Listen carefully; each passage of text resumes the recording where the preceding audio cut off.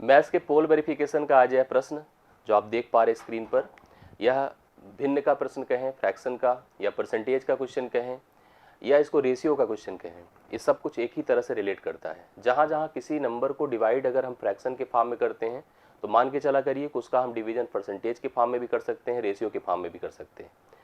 प्रश्न को मैंने वेरिफिकेशन में रखा है, इसके कई कारण हैं, क्योंकि इंपॉर्टेंट है, ऐसे प्रश्न पूछे भी जाते हैं अलग अलग परीक्षाओं में, और साथ साथ यहाँ पर कन्फ्यूजन्स भी है और इसको कराने के कई सारे तरीके भी हैं, इसलिए मैंने इसको वेरिफिकेशन में इन्वॉल्व किया है। आप पूरे क्वेश्चन की रीडिंग करिए और अपने आंसर्स भी देखिए जो आप लोगों ने हमें दिए हैं। क्वेश्चन है, यदि किसी संख्या के आधे, तिहाई और चौथाई भागों का योग, मतलब उसी संख्या का आधा भी किया जाए, तिहाई भी किया जाए और चौथाई भी किया जाए, संख्या से 4 बढ़ जाता है, तो वह संख्या क्या होगी, वह संख्या क्या होगी, इस पर हमसे डिस्कशन करने के लिए कहा गया है।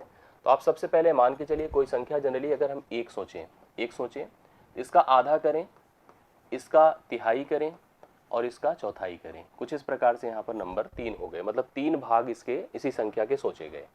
हालांकि अगर हम इन तीनों भागों को इन्वॉल्व कर देंगे तो 1 से बड़ा हो जाता है, इसलिए बोला गया कि वह संख्या से 4 बढ़ जाता है।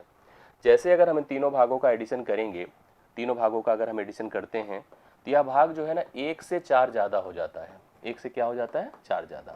तो पहले देखो, बस अब आपको मतलब अगर प्रश्न को समझना है तो बस यही करना था कि हम इन तीनों को जोड़ देते और 1 से कंपेयर करते, या 1 को इससे घटाते, जो मान आता वो 4 के इक्वल करके हम वैल्यू को कैलकुलेट कर सकते थे। अगर आप जोड़िए जनरली 1/2 है, 1/3 है और 1/4 है, हम जोड़ेंगे तो यहाँ पर 3 और 4 और 2 का एलसीएम आपको कितना दिख रहा है, आपको 12 दिखना चाहिए। 2 से डिवाइड करेंगे 6 आएगा, 3 से डिवाइड करेंगे 4 आएगा, 4 से डिवाइड करेंगे 3 आएगा, 6 4 10 3 13/12 हो गया। कन्फर्म यह संख्या 1 से बड़ी है, मतलब इस संख्या से बड़ी है।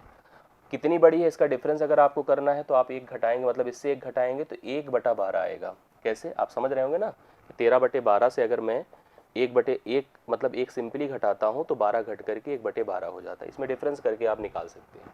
मतलब एक ही आपकी संख्या है, एक और इन तीनों के एडिशन 13/12 का जो डिफरेंस है वह 1/12 है।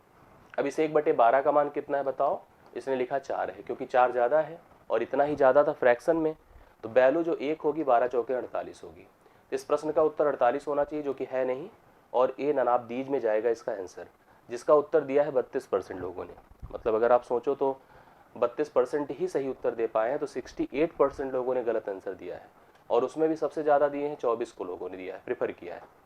मतलब आपका कन्फ्यूजन 24 को लेके ज़्यादा है। 35% लोगों ने 24 को प्रेफर किया है, 25% लोगों ने 36 को प्रेफर किया है, कुछ एक लोग ऐसे भी हैं जो कि 16 को भी प्रेफर कर रहे हैं। ऐसा प्रश्न जब मिले तो देखिए, जैसे मैंने जनरली आपको समझाया कि संख्या लीजिए, जो एक मान लीजिए आप उस संख्या को, उसके आधे, तिहाई, चौथाई को देखिए, उनका जोड़ करिए, जोड़ जो भी आ रहा है 1 से कंपेयर करिए, जो डिफरेंस आएगा उसको 4 के बराबर करके हम तुलना करके वैल्यू निकाल सकते हैं। बट इस प्रश्न को अगर हमें जो डायरेक्ट भी करना होता तो मैं कर सकता था, परसेंटेज के अकॉर्डिंग भी मैं कर सकता था। अगर आप परसेंटेज के अकॉर्डिंग इस क्वेश्चन को लेके जाते हैं तब भी प्रश्न इजीली हल हो सकता है। कैसे, आप इस 1 को 100% मान लीजिए, संख्या हमेशा अपने आप में 100% होती है। अब इस 100% को कैसे, देखो 3 भागों में डिवाइड किया गया। एक तो आधा, आधा जनरली 50% होता है, चौथाई जनरली 25% होता है, और 1/3 थोड़ा सा डाउट क्रिएट जरूर भरे करता है, लेकिन क्लियर हो जाता है। 33 सही 1/3% होता है अगर आपने परसेंटेज पढ़ा है।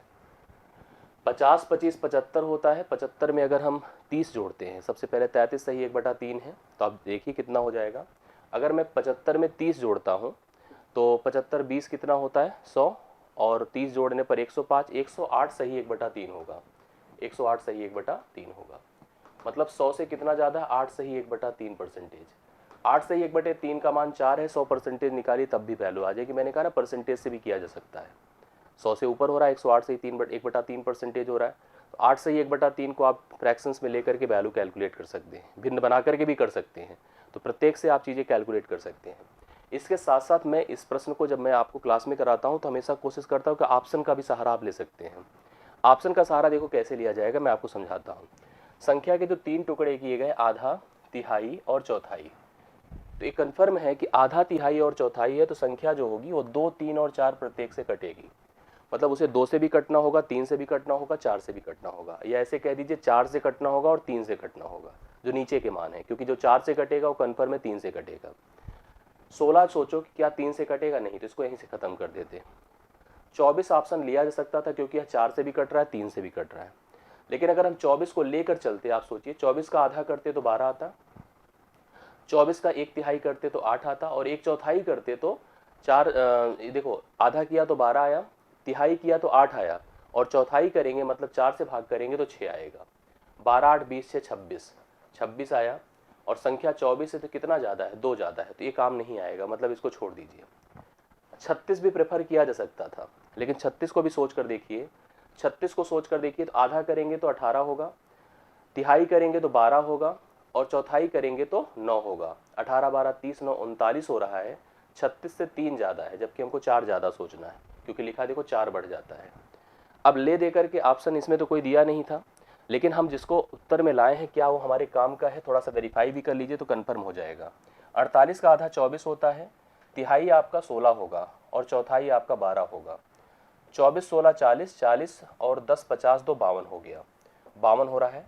48 4 52, मतलब 4 ज़्यादा है, ठीक है। इसलिए इस प्रश्न का उत्तर इनमें से कोई नहीं होगा, डी ऑप्शन को हमने प्रेफर कराया है। कोशिश मैंने पूरी की है कि उन सब प्रकार के पैटर्न को आप सीखें, क्वेश्चंस के डेप्थ तक आप समझें इस प्रोसेस को, और ऐसे प्रश्न परीक्षा में आए तो जरूर कर पाएँ। यही प्रयास है और इस प्रयास के तहत मैंने काम किया है।